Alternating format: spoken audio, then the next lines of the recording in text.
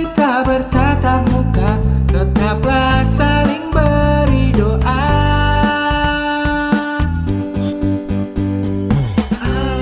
Akan ada waktu bagi kita untuk saling jumpa,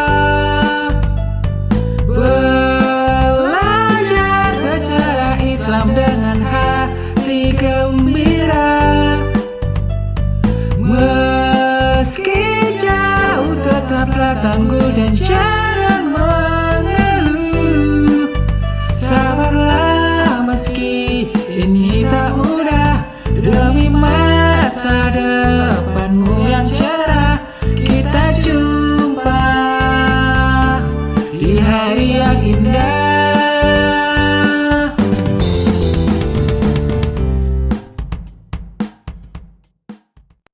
Assalamualaikum warahmatullahi wabarakatuh.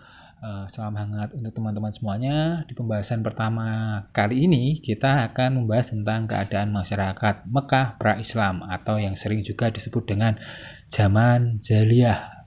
Semuanya mungkin sudah pernah dengar ini, bahkan mungkin sudah baca ini, karena ini sudah dari kecil kita dijelaskan. Oke, kita mulai dengan membahas jahiliyah. Apa sih masa jahiliyah itu? Kemarin sudah banyak yang merespon dari pertanyaan yang saya sampaikan. Ini tambah sedikit tentang jahiliyah dari saya. Jika merunut dari akar katanya, benar bahwa masa jahiliyah itu artinya masa kebodohan. Lalu kebodohan yang bagaimana yang dimaksud? Apakah yang disebut masa jahiliyah itu adalah orang-orangnya berakiu jongkok? Tidak ada orang cerdas gitu? Tidak demikian. Justru bisa dikatakan bahwa di masa ini menurut saya malah banyak memiliki orang cerdas. Kenapa saya bilang demikian? Kita runut satu persatu. Pertama, dari sudut pandang ekonomi. Jelas orang Arab jahiliyah itu sangat terkenal jago banget dalam berdagang. Ini dimulai dari leluhur Rasulullah, yaitu Qusay, melalui 4 cucunya.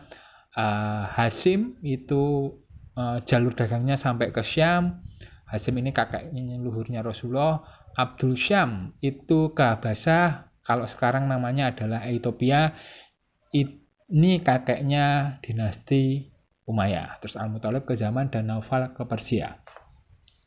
Perdagangan menjadi profesi utama masyarakat Quraisy pada waktu itu. Dalam perdagangan itu, mereka bukan hanya di Mekah membuka lapak, nunggu pembeli, bukan. Melainkan mereka membawa barang dagangannya ke berbagai wilayah. Jika musim panas, mereka menuju ke Syam.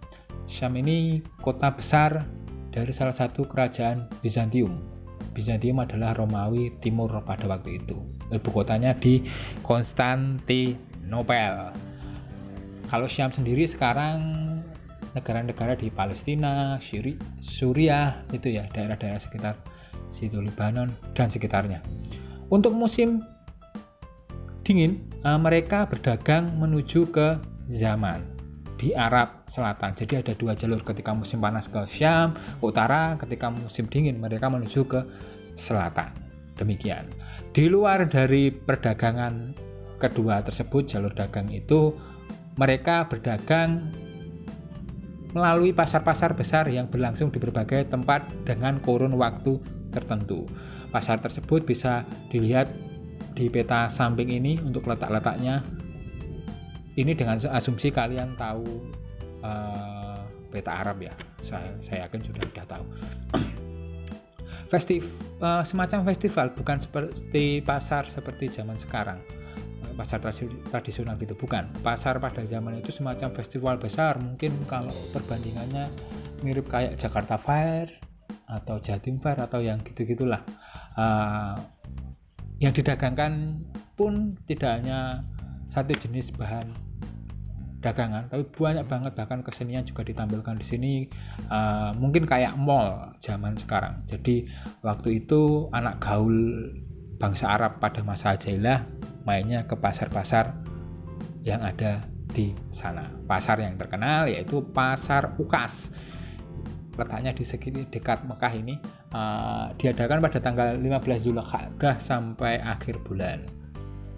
Itu dari sisi ekonominya. Selain itu, orang Arab jahiliyah juga cerdas dalam astronomi. Karena nggak mungkin perdagangan yang dilakukan dengan menempuh jarak jauh dan dilakukan berhari-hari dengan medan yang sangat-sangat cukup menantang seperti padang pasir. Kalau nggak tahu tentang astronomi juga akan tersesat. Jadi ini paralel dengan mereka ahli dalam berdagang, mereka juga ahli dalam bidang astronomi. Mereka juga paham tentang tentang musim. Jadi periodisasi musim mereka paham. Kecerdasan yang lain yaitu dalam bidang bahasa. Bahasa Arab diakui oleh banyak orang memiliki nilai yang sangat tinggi. Pembendaraannya, kaidahnya itu sangat-sangat tinggi. Bahkan bisa dikatakan pada waktu itu paling tinggi. Ini Arab klasik ya, beda dengan Arab sekarang. Arab klasik pada waktu itu. Makanya ini logis ketika Al-Quran turun di situ menjadi mukjizat. Kenapa? Karena orang Arab itu terkenal sangat pandai dalam bidang bahasa, nggak ada yang mengalahkan.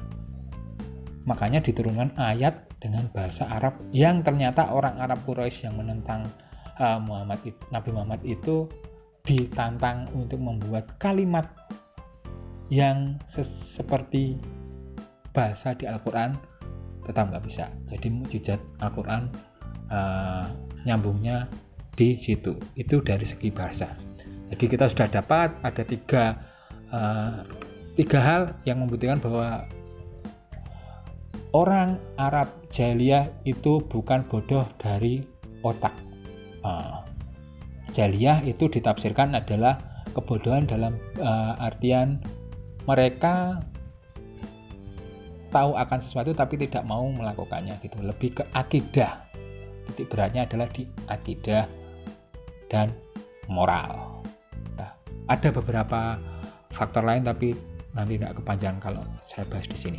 Oke, untuk tradisi buruk orang Arab itu Arab jahiliyah ya, itu bisa dilihat di sini bahwa yang sering kita dengar mereka sering berfoya-foya.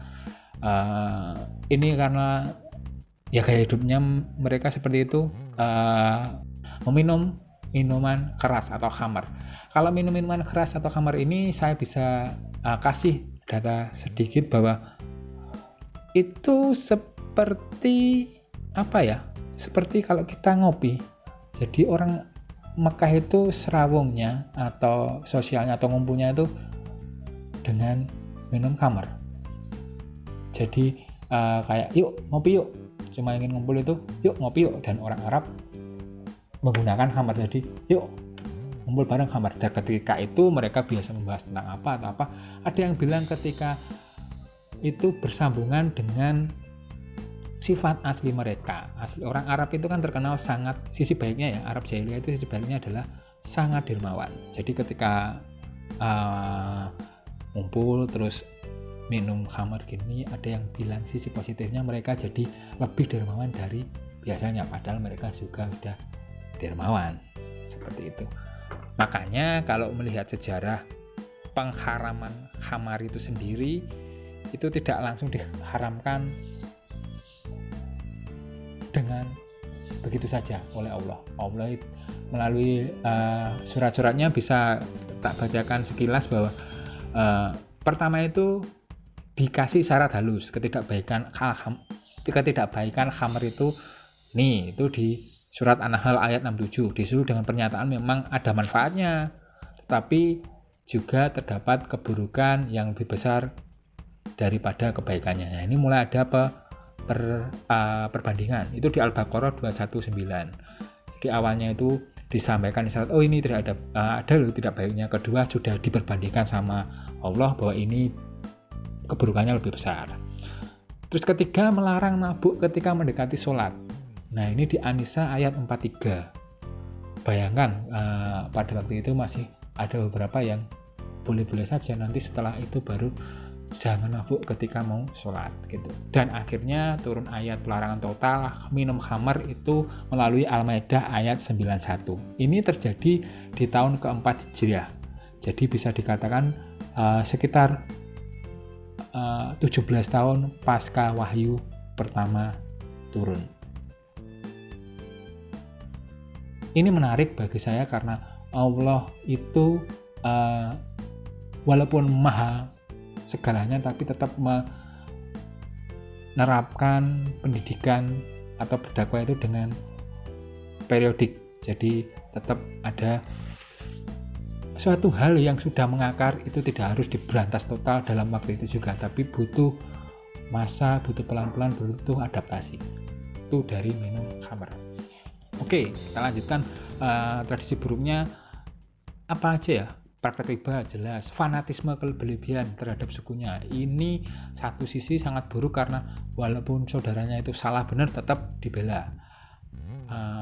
Terus adanya pewarisan istri terhadap anak, karena pada waktu itu biasanya seorang suami memiliki istri yang banyak, terus seperti barang gitu diwariskan ke anaknya. Terus yang terakhir yang sering terkenal yaitu menghubur hidup-hidup bayi perempuan. Di satu sisi memang perempuan itu dianggap rendah, tapi saya menemukan atau saya melihat bahwa itu tidak dipraktekkan di Mekah, tidak dipraktekkan di Quraisy yang di sukunya Rasulullah. Itu dipraktikkan di Arab pedalaman. Itu ada Bani Rabi'ah, Bani Kindah, dan Bani Tamim. Jadi tidak dipraktekkan di sukunya Rasulullah dan di Madinah juga. Jadi Mekah Madinah tidak mempraktekkan itu. Oke, itu sisi buruknya. Kalau sisi baiknya yaitu mereka memiliki sifat terbuka ya.